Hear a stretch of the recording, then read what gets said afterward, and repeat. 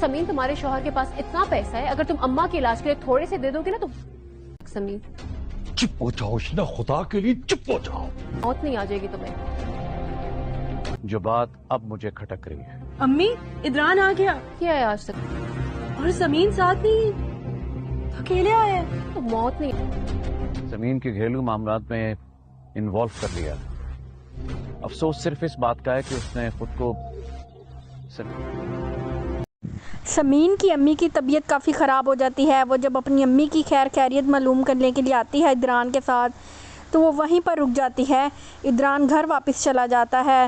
سمین کہتی ہے کہ میں امی کے پاس ہی رکوں گی. جب ادران واپس چلا جاتا ہے تو اس کی بہن اس سے کافی بدتمیزی کرتی ہے. وہ کہتی ہے سمین تمہارے شوہر کے پاس اتنا پیسہ ہے، اگر تم تھوڑے سے پیسے امی کے علاج کے لیے دے دو گی تو کوئی قیامت تو نہیں آ جائے گی.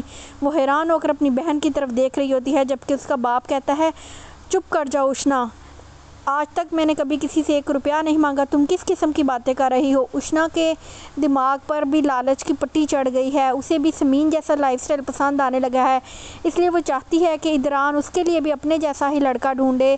اور بات بات پر وہ سمین کو باتیں سناتی ہے کہ وہ امیر ہے اور اسے بھی امیر ہونے کا بہت زیادہ شوق چڑھا ہے. جبکہ غیور صاحب کہہ رہے ہوتے ہیں کہ ادران آہستہ آہستہ سمین کے گھریلو معاملات میں بہت زیادہ انوالو ہوتا جا رہا ہے، جبکہ یہ کچھ ٹھیک نہیں ہے.